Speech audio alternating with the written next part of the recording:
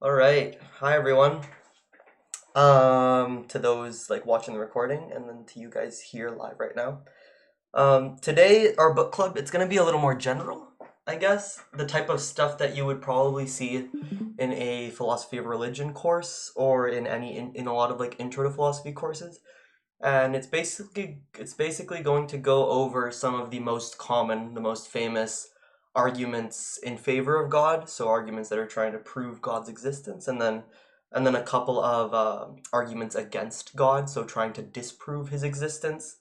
We'll go over the design argument, which was made famous by William Paley, and then like Aquinas in some senses, and then other ones like the foreknowledge problem, issues of free will, problem of evil, Epicurus stuff, but very generally just like arguments for and against God.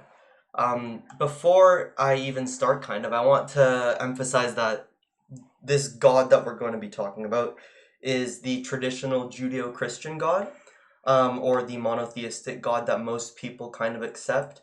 So none of these arguments really follow through if you believe in like pagan gods or in the Greek gods. You can't use these. You cannot use these arguments for them, at least not very successfully. But the three attributes to keep in mind as we kind of go through these arguments are that normally most theists will posit that God is a being who is all powerful, infinitely powerful, completely powerful, all knowing, knows everything, and then omnibenevolent. So he's completely good, all good. There's no ounce of evil in him. So keep those three things in mind while we're going through the arguments, because they're going to probably come in handy, especially when we're talking about arguments against his existence. But the first one, the really, really famous one, or at least the one I've probably found most convincing, is the cosmological argument. And I boil it down there. There's stuff, so something must have caused that stuff to be, is kind of like the gist.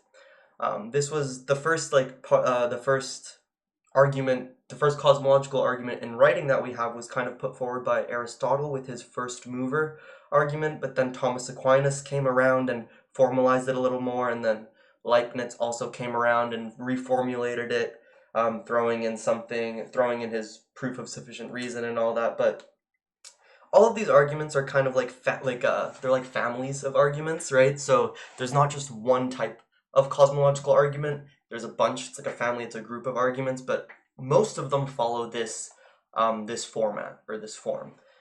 Basically, everything has a cause. If I hit this water bottle over and then it spills, the water spilling was caused by me hitting it, right?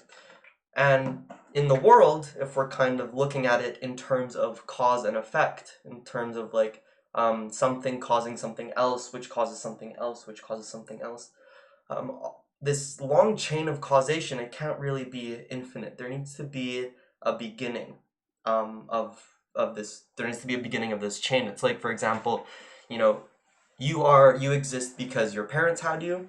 Who created your parents, their parents, and so on and so on and so on. But this can't go on to infinity. There must have been like a first organism or a first person to have created this chain.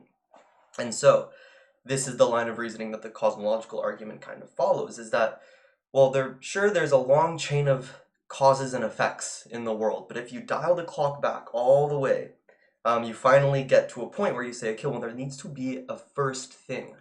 There must be a first uncaused cause. And additionally, this uncaused causer needs to be outside of time, because otherwise it could simply just be caused by something else. It needs to be beyond space, outside of space and the universe, because things in the universe, cause each other. And then it needs to be immaterial as well, because the universe is material. And so this led a lot of philosophers to reason that, cool, God must have made everything. And so, obviously, at face value, some of these might ring the ear the wrong way, or you might come up with like a couple like of objections in your head when you're reading these premises, and some support for them, or some things you kind of some things to bolster these premises or their truth value is that, well, the first one, it's kind of like experiential. Like, have you ever witnessed an instance in the world where there was an effect of something? So, like, a chair falling over, or someone like coughing, or someone falling, or something moving that wasn't caused by something else before it, right? And even if things never seemed very evident, like for example, a leaf falling from the tree, there always is an answer and an explanation, a cause. So maybe it was the wind, but you can't really see the wind. Or why was someone crying? It might not be obvious, but maybe it's because something happened in the past. There was a cause in the past. And so it's basically drawing on our intuition and our experience, on us never having seen an instance where there was an effect with no cause. Some support for the second one is that, okay, well, there's this term called like infinite regress in philosophy, right? So we know that the universe began at one point, the Big Bang, right? So it can't really be the case that there were effects before it, because it was truly the first effect in our universe. It was the first effect to come about. And since it was the first effect, the cause must have been outside of it or beyond it, and according to the cosmological argument, God. And then finally, to support the two other premises in this family of arguments, it's that there must be a first uncaused cause, and that the cause must be timeless, spaceless, and immaterial. You could kind of try and bolster that by saying that, well, the only thing that would cause such an effect as in the Big Bang, right? That's a pretty big effect, must exist beyond the Big Bang. It's like something can't really like cause itself. That's weird to say. It doesn't make sense when we're thinking about causation. So that something beyond the universe or outside of the universe must have initiated or begun the universe or the Big Bang. And on top of that, the thing that caused the universe, it must be greater than the universe. Because if it weren't, then you're kind of like getting something out of nothing. It's almost like, imagine you're building a bomb and you put in, 10 pounds of TNT into it. And then it explodes, that's the effect. But the effect was bigger than the 10 pounds of TNT you put into it. That doesn't really make sense, right? That's not very logical. So if we're following the logic of energy must be transferred and cannot be created out of thin air, then we kind of also need to say that whatever created the universe must be greater than the universe. The common objections that'll come up in any type of intro class or philosophy of religion class for this is that some kid will always put his hand up and say, okay, well, what about quantum physics? We know that thanks to experiments and findings in quantum physics that virtual particles, really, really small particles, are popping in and out of existence all the time, everywhere. And these things don't really seem to have a cause. They seem completely random. Same thing with radioactive decay. It seems a little bit random that these things occur. Maybe everything needs a cause. This whole idea, this isn't a universal thing. Maybe it can be the case that things are just uncaused and just come into being all willy-nilly. Another objection that people will often bring up is that, this is a categorical objection. So maybe only things in the universe obey the laws of causation, right? Only things within this little universe that we're in, only they listen to cause and effect. Things beyond it don't listen to it. So the Big Bang could have perfectly just been uncaused. There's the eternal universe objection. I like this one, to be quite honest, because there are some cosmological models or some models of the universe that kind of say, okay, well, maybe there's the Big Bang, the universe kind of comes into being, and then it shrinks up, and then it kind of explodes again, and it's just an infinite expansion and then contraction. Or maybe there's just multiple universes that are coming from more universes, or things like that. And so maybe the universe itself is just eternal, self-contained. It's always been causing itself to exist, and it is always the effect of its own cause. Maybe causality doesn't really apply before time. Whenever we're thinking about this, I knocked this bottle over and then it spilled water on the ground, there's always a before and an after the cause. There's always this temporal relationship between events. So maybe this whole causation can't really exist without time, and we know that time started with the Big Bang, at least the way we understand time. So applying causality to something beyond space and beyond time is a little bit incoherent. Other people will say that there's no problems with infinite regresses. This one kind of goes in line with the eternal universe objection, right? So maybe the universe could have simply always been, always existed, and just in different forms in different ways. And then there's the special pleading objection. This one, I don't know why it doesn't catch my attention too much. It's not the strongest, but it's just saying like, well, if everything needs a cause, wouldn't God need a cause? That's pretty easily answered. People just say no, God is infinite and has always existed. That's what it means to be an uncaused causer. But that would be just like another objection. So that was like the cosmological arguments. Something needs to have existed, um, and the thing that made everything exist or come into be is God. Then we have the design argument, and this one kind of points at the notion and the concept that almost everything in the world, especially humans or life forms, seem to have purposes or seem to have like ways of doing things that are very, very complicated and elaborate. Stuff has a purpose, so like it can't really be random. That would be weird to think. And so, well, this is also called the teleological argument. Um, Teleo meaning like a aim or a goal or like a purpose. And it was first put forward by Plato, then Aquinas picked up and ran with it, but the famous one that I guess most people now will learn about is William Paley's. And this was an individual who kind of like kickstarted Darwin's whole project. It was one of those questions that Darwin like spent a lot of time dealing with and trying to like answer. And so William Paley in what book was it? I don't know, Proofs of God or something like that, but in the 1700s, 1800s, he came out with this analogy, and essentially it was saying, okay, well, think about something like a watch. A watch is very, very complicated. It has lots of gears. It has, glass, a wristband, lots of like little, very finely tuned, very like minuscule gears. Everything's like working together, and it all has a purpose. A watch tells the time, and so the universe and life forms in it, like you and me, are even more complex than a watch. How can these things just come to be if no one was designing them? It's like if you walk into the forest and you find a watch on the ground, you're not going to think that a rock hit a stick and then a tree fell over and then an animal kicked some dirt onto it and then all of a sudden you have this like watch. No, according to Paley, complicated things like organisms, they need to have been created by God or by an intelligent designer. Common objections to this version of the argument is I think David Hume, he comes out, he says, he's like, no, this is a pretty weak analogy.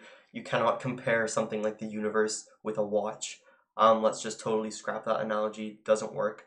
There's also the multiple designers problem that Hume also puts forward, and I like this one quite a lot actually. It's like you can use the same example with like a phone, something really, really complicated. Yes, it's complicated. Yes, it was designed with a purpose, but why? But, where on earth is an iPhone only made by one intelligent designer, by one person? This was made by like thousands and thousands of people, all of them making little bits and parts of it and then putting together. And so, why can't it just be the case that life forms and the universe were created by a lot of different designers, multiple designers? That one seems Can pretty I ask a reasonable. question? Yeah, go for it. Oh, okay. No, I was just curious. Why did Hume think that the watchmaker analogy was weak? Like, what was the basis of it? Because he thought that the universe was so much more complicated than a simple watch that it was like comparing apples and oranges.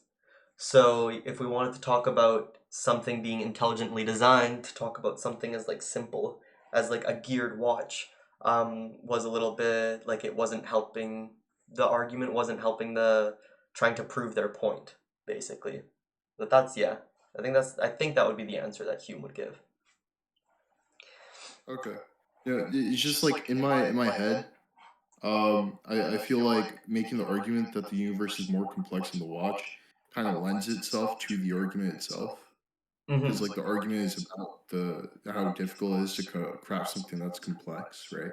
Yeah. So the universe is way more complex, and like I don't know. I think the person who's making the watchmaker argument would say that's exactly the point and why that there would need to be someone Yeah, you're right, above and a them. lot of people do respond in that way. They'll say, well, okay, well, hold on a second. Doesn't that just strengthen the argument? That's a good point. That's why I think Hume gives his he hears that objection or that reply to the objection come from a lot of theists, but then comes up with like his second objection or his second issue, which is the multiple designers problem. So that one I think is a little bit stronger of an objection than the weak analogy objection. But yeah. Okay, that makes sense. Thanks. Mhm. And then there's the problem of imperfection. And during the time of William Paley, hi, during the time of William Paley, there was a lot of developments and discoveries going on in biologies and in the biology science stuff. People were finding out that a lot of organisms had apparently like faulty functions, right? So like pandas have like funky thumbs, humans have these appendices that don't seem to be very useful. If anything, they seem to like make us sick more often than not. Our birth canals are extremely narrow for how fat and big our heads are. So like a lot of the designs of animals, they were discovering all of these different animals and their bodily functions. They're like, well, hold on a second. Wouldn't a perfect, all wise, all good, all knowing God design us like a little more intelligently? Because these seem like very like simplistic, um, or like very like I don't know, um, non-robust or just like troubled designs of humans. So that's another objection that comes up when with this design argument. But again, just like the cosmological argument, the design argument is a family of arguments. And so, although this was the first one, I don't think it's the one that most contemporary philosophers deal with. Most contemporary philosophers will just say that these issues have kind of been solved, or at least these objections are pretty strong thanks to like our findings in biology and stuff like that. So in came the next one, the fine tuning design argument. This one rests pretty heavily on our understanding of modern physics and of the fundamental constants that kind of govern our universe. So, like the fundamental constants of gravitation, right? We know that gravity works in like a uniform way, and we know that there's this inverse square law. We know that light and electromagnetic fields function in certain ways. So, like, there's these laws that are underlying the entire universe, and if they were only off by like a tiny, tiny fraction of a bit, if the gravitational constant was just like a little bit greater or a little bit smaller, then everything we know about the universe, so like planets, stars, life, chemical reactions and bonds, all that type of stuff would go out the window, and now life would no longer be able to like develop or arise. So this fine-tuning argument kind of says, okay, well, the fundamental constants of physics are so specific um, that it just barely allows life to like exist and develop. We know that the universe allowed life to exist and develop. So isn't the best explanation that there was some sort of God out there tinkering and fine-tuning these constants in physics to allow us to exist? And so this is the fine-tuning argument. It's a lot more popular nowadays than the design argument, I would say. However, there are, just like with any argument in philosophy, there are some objections that came up with this fine-tuning argument. One of the main ones that'll come up that you guys are probably already thinking about is this anthropic or like anthropocentric principle. So we could say, well, obviously the universe is life permitting, right? Because we are in that universe and we are life forms. Otherwise, we wouldn't really be able to see the universe or talk about it. However, there's a bit of like a bias or a selection effect when it comes to that, and for all we know, there could have been a lot of other universes. I don't know how to word this properly, um, but it's like, yeah, obviously it's gonna seem like it's fine tuned since we are the case where there is life. Um, but again, it's not like a full proof or like a very strong proof, a lot of people would say, that lends itself to positing that there is a type of God. The other one, which also kind of gets another like common objection that comes up when we're talking about the fine-tuning argument, is this multiverse hypothesis, right? So it's very, very possible that there's this, like, we live in our little universe, but at the same time there are just like an infinite or just many, many other universes, and all of those other universes have differently fine-tuned or different constants of physics. So maybe in like universe B, there is the gravitational constant is a little bit stronger than the one in ours. In universe C, the constant is a little bit weaker. And so maybe if you just create enough universes, if there's just like enough universes out there, one of them is bound to have the parameters which permit life to exist and develop. So if it is the case that there are multiple universes, then it's not that crazy to assume that we're just here out of sheer luck or randomness or probability. Then there is also the problem of imperfection that people sometimes will bring up, same as with the original design argument. So it doesn't always seem to be the case that it kind of like it doesn't always make sense to say that there must have been a god to fine-tune everything, because certain laws aren't very aren't very in favor of life. So for example, like, why wouldn't it be the case that the physical constants were tuned in a way that allows for certain chemicals to bond more effectively, right? So why is it only carbon-based life forms that we're finding? Why couldn't a lot of other elements be able to attach themselves to different molecules and compounds to create life, right? So you can say, okay, well, it seems like, yes, the constants could have been tuned even better than they already are. Another objection that will come up with these type of arguments is that it assumes that life is kind of special, and this is kind of a given for a lot of theists. Obviously, it might not be a given for a lot of atheists, but you know, life is inherently special to a theist, and so obviously they're going to think that this is an important and specially fine-tuned universe since life exists in it. But a lot of other people might say, okay, well, what's so important about the life aspect? Why couldn't there just be an equally awesome universe with these black holes and stars just without life? Why didn't God create that type of universe? So those were two arguments for God, the design argument and the cosmological argument. They were saying, like, yes, God, definitely you're real, and then some objections we went over. But now let's kind of go on the flip side and look at arguments against God, or at least some popular arguments against God. One of them is this foreknowledge problem, right? So at the beginning we went over the three attributes of God, at least as he's understood under the Judeo-Christian light, that he's all good, all knowing, and all powerful. And so this argument kind of attacks his all knowing, or yeah, his omniscience, one of those attributes. And so the basic gist of this argument, or of this problem, is in saying that, okay, well, if God is all-knowing, omniscient, then he must know everything that will happen, including all of our future actions.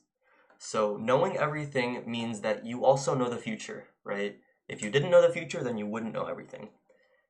The next point is kind of that, well, he knows exactly what will happen in the future. So for example, like eating cereal versus oatmeal tomorrow morning. And if that's the case, if he already knows what I'm going to eat tomorrow morning, then it seems like I can't really choose to do otherwise. And so if I can't really choose to do otherwise, then it seems almost as if I don't have any free will or like autonomy in that choice in my breakfast tomorrow. If God already knows what I'm going to eat tomorrow, and I'm not able to change my mind about it, or at least I'm not able to pick something else, then I have this like fake sense of free will. And so if we don't have free will, something that most theists will agree that we do have, there's some issue there between the all-knowingness of God and our ability to choose for ourselves. So divine foreknowledge seems to be a little bit incompatible with free will. And there are obviously a lot of replies to this. Some of the common replies are from Boethius, right? And she has this atemporal solution, right? So maybe it's the case that God is just completely outside of everything, outside of space and time, and he sees all of history at once. He sees the past, present, and future all at once. Like imagine you're watching an old movie almost, and you've lined up the reel or like all of the shots in the reel, and you can see each part of the movie, right? The beginning of the movie and the end of the movie. Maybe God has this type of view on the universe. And so God's knowledge isn't really causing your actions. He's not making you choose oatmeal versus cereal or cereal versus oatmeal. He's just observing them eternally. So maybe in this way he can like preserve his all-knowingness. A bit of an issue comes up with that though, because even if he's eternally seeing you eat cereal, it, you cannot choose to eat oatmeal, right? So there's a type of like issue there still with free will that some people will bring up. Another one by Molina, he says that, well, he doesn't know, or he knows more than just everything. He knows everything that will happen. And on top of that, he knows everything that would happen in every possible situation or circumstance. So maybe tomorrow it's a little bit colder, and since it's a little bit colder, I'll choose oatmeal instead of cereal. There also might be a situation where it's a little bit warmer tomorrow morning and I opt for cereal instead of oatmeal. So God's providence, his beautiful, beautiful knowledge, it kind of arranges those circumstances, but still lets us choose which one we're gonna do. Many argue that this just like reintroduces determinism, but in a different light. So it would just be like it would just be giving a counterfactual truth. It would just be saying like, okay, well, if it's cold, then you will eat cereal. If it's cold, then you'll eat oatmeal. If it's warm, then you'll eat cereal. So it's just a different type of like determinism going on there, um, which would be like a response to that. And then this is the one I find the most reasonable, and one that a lot of theist friends I know or I have also endorse, and it's called like open theism or like modern theism or something like that. But essentially, it's in kind of like biting the bullet on the classical theism. So maybe God doesn't have this omniscience about what's going to happen in the future. Maybe he doesn't know about what the future is, because the future must genuinely be open. However, a lot of theists will shake their head and they don't want to let go of one of those attributes of God. God must know everything, including the future. But this one, it seems very reasonable to me. I don't know. Decide for yourselves. The next argument against God that you guys have also probably heard of is this problem of evil. So why is there evil if there's a all good God with all the power to stop this type of evil? And so just like the other one, this is like a family of arguments. It's not one specific argument, but all of them follow this general gist or like this general direction. It's that God is all good, all knowing, all powerful, but there's evil out there in the world. So it just seems like there can't really be a God if there's evil out there. Most people will agree that there's evil, but there's some arguments that will say there's not evil, there's just absence of good or things like that. But this is the general gist of this argument. And it's pretty strong because, well, obviously people have like really strong subjective experiences of evil taking place in their lives, like whether you were, went through a shitty situation or like something bad happened to you. It's like a very in your face type of proof that there might not be a God. And so one of the most one of these arguments, one version of these arguments is the logical problem of evil.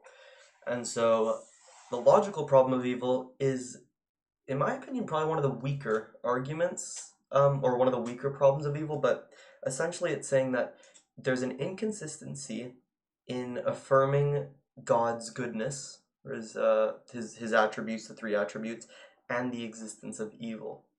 So the general gist or the general flow of this argument is that if there's a God that's all good, all strong, all knowing, then because he's all good, he would eliminate all the evil. An all good and all powerful being can eliminate all evil. However, evil still exists, so this God that we're kind of thinking of doesn't really exist. And so this one's kind of saying, look, there's a logical inconsistency, and in philosophy, logical inconsistency means it's like it's just like literally impossible for it to happen. In philosophy, you would say it's logically possible for me to discover the cure for cancer, do 50 backflips, and then go to the moon.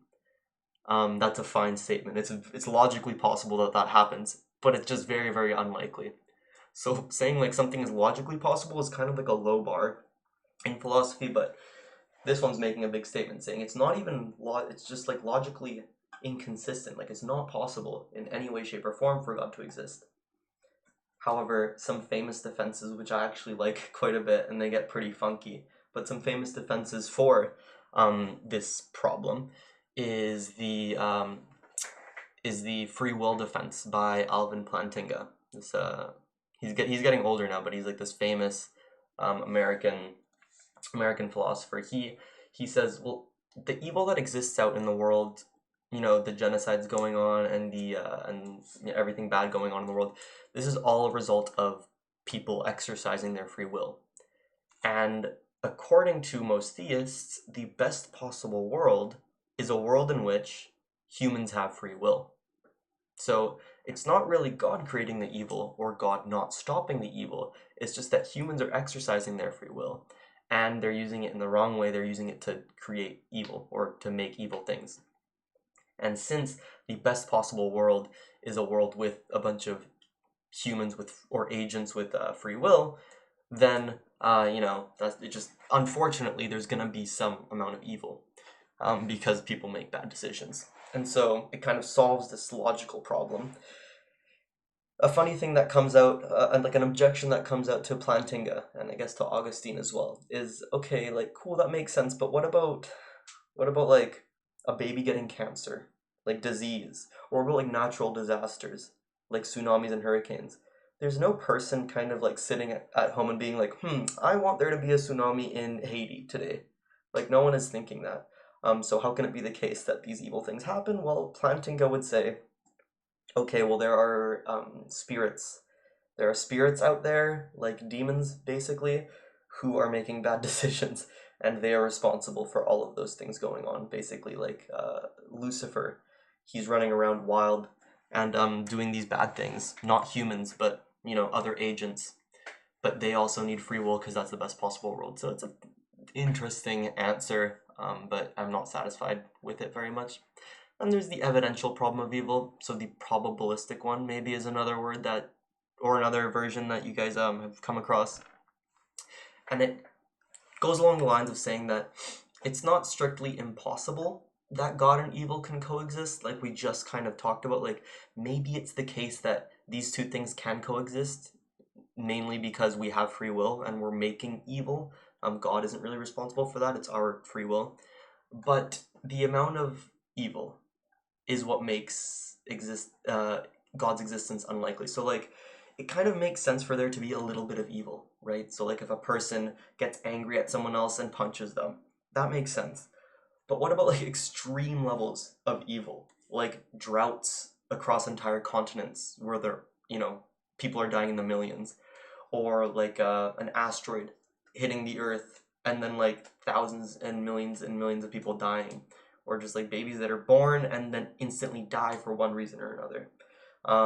Terminal diseases, killing off the most virtuous and like nicest of people. So this kind of the evidential problem of evil, it's kind of pointing towards the excessive amount of evil going on. Not so much that there is any evil like stepping on a Lego, but that there's just like so much of it that it seems unreasonable to think that God would want this universe to exist with this amount of evil. But its formulation is right there basically. Pointless evils exist. And an all good God wouldn't allow these pointless evils to exist, only necessary evils. And so there's an issue for that. Yeah, I could keep talking. I was going to talk about omnipotence, and I guess I can kind of briefly go over that, but his an argument for omnipotence is that, well, if God is all powerful, he could create a rock that was too heavy for him to move. But if he can't move that rock, then now he's not all strong or all powerful. If he can't move that rock, then he's not powerful enough to like create that rock. So there's a bit of like a logical contradiction with the possibility of something being omnipotent. Like yeah, making this rock that you can't move. But anyways, I'll end it off there. That's basically all I had to say. Um, I would love to hear you guys and what you think about this whole existence of God. If you were convinced by any arguments, or if you thought some of them were stupid, or what.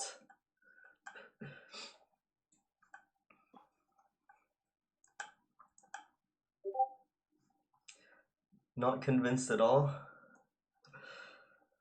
Yeah, some of them were a lot more convincing than others. I will say so for sure, but none of them are particularly like none of them are like nail in the coffin to me. I don't know. At least for me, I think the problem of evil is probably like the most convincing argument that I've heard on like the situation for God, Mhm. because it's like, I mean, being like omnipotent, like you have the reality where like good could just like always exist, right? And I Mhm. feel like every argument that people give to try to like refute the problem of evil kind of like stems out of this concept that you need to have this sort of external cause to lead to good, right? And that external cause just happens to also create evil at the same time, but we prefer having that kind of world as opposed to like a world where neither good nor evil exists. But again, like someone who has the ability to fashion a world in whatever way they want. If you're like omnipotent and omnip, what is it? What's the word for Omnibenevolent. Um, say that again. Sorry. Omnibenevolent. Omnibenevolent. Yeah. Okay. If you're both at the same time, then realistically, there isn't a reason for why you wouldn't create like a world where you could be good, experience good all the time without any kind of like external stimuli being the cause for that good. So yeah. Do you not think the free will stuff at all is like at all plausible to you? Not really, because it's again, right? Like I think the argument for why like free will is a good thing doesn't really hold up. Because like why are we using what's like the metric for good? And if you decide to like I don't know, like posit that free will is like intrinsically good and it leads to other good things happening, then like a god could just create a world where those good things happen even without the existence of free will. You know what I mean? Would they Yeah, truly but be like, good? doesn't it seem that free will kind of breathes life into it, right? So, like, for example, it's like if if like I do a good thing, right? But then it turns out that like I just like was a robot actually. Like you thought I was a real person, but I was actually just like a really cleverly made like animatronic. And like I still did the same thing in both circumstances, but in the one case I'm just like this programmed animatronic, and in this other case I'm like this like thinking like free willing being who like makes a conscious choice to act in such and such a way. Doesn't it seem that like the free will choice carries more oomph behind it, because in some sense there's actually like an agential decision behind the goodness, and so like the goodness is actually it's like more valuable in that sense because you're choosing to do it as opposed to like the animatronic just being programmed to do that. And that's totally fair. That's like a pretty like sensible argument to make. But then like again, the thing about being like omnipotent is you're literally like overpowered. So like any kind of reality could exist. So there could also be a reality where we have the perception of free will, but everything still ends up like being really good, right? So like a lot of people tend to like point to like human nature as a reason why like we act in particular ways, right? Like some people make this argument that like human nature is the reason why we look for like co-pairing and prefer monogamous relationships, but even that's kind of like controversial. But I'll just Mm-hmm. use that as an example, right? So there could also be a world where we're able to point to human nature as a reason for why like humans are incapable of doing any wrong, right? But we still, because God again has literally the ability to like create logic, defy logic, create like entire phenomenon, change our behaviors. He could make it so that we perceive that we have free will, but all that happens is good. Yeah. Right, but so yeah, I think you have to kind of like get into the mind of like you have to think about why, like for like the theist is going to say like God is perfect, right, in all senses. So God doesn't Yeah. need anything from us, right? Yeah. So you have to ask like, well, why is God creating in the first place? And the one like conceivable thing that God lacks is relationship, right? Like he just like that's the one thing that perfect being lacks is relationship. And so if God creates this vast world and he populates it with agents, but all those agents are just functionally automatons that he's just like kind of put like wool over their eyes and like given them this kind of illusion of free will even if it doesn't exist. The whole point of creation is relationship with God, right? God creates so that we can enter into free, loving, choiceful relationship with God. And so if he just kind of creates us as like essentially complicated robots who think we have free will but we don't, then that relationship with God is actually just fake, right? So there's like he's not actually created, like it undermines the only reason why God would have to create. And so the only reason that God is create, if it is relationship, then he has to create genuinely free creatures because it's only under genuine freedom can you enter into a relationship freely. And again, it's the free will is providing that value to the relationship, right? God